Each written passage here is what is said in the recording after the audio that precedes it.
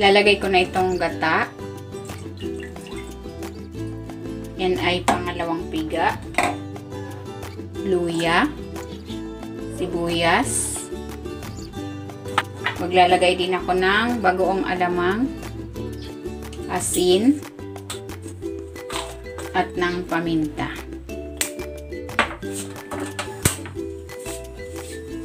Pakuluin muna natin ito. While waiting, kung hindi ka pa nakapag-subscribe sa aking channel, please subscribe at i-click mo na rin ang notification bell para lagi kang updated sa aking latest recipes. Ilalagay ko na dito ang kalabasa.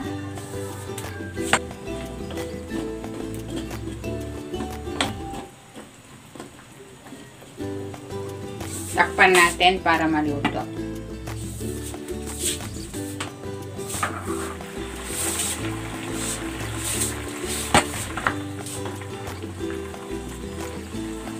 Lalagay ko na rin tong sitaw.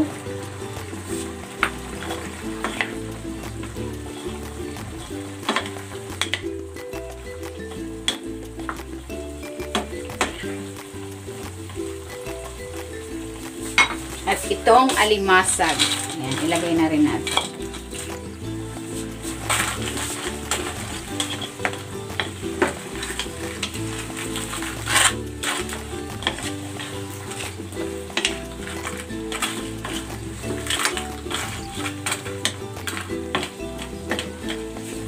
Takpan natin ulit.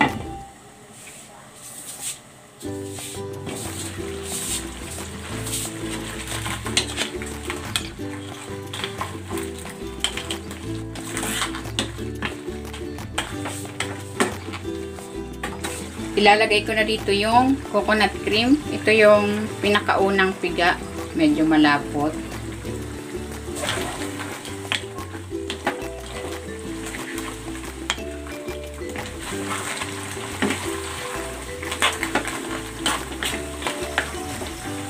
Titimplahan ko ito ng patis. Pwede kayong maglagay ng mga pampalasa of your choice. Ilalagay ko na rin itong sili para may konting anghang.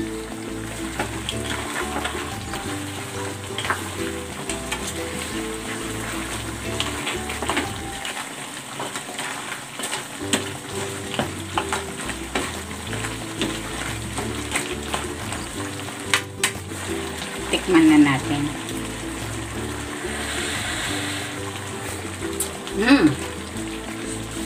Sarap. Manamis-namis, malasa.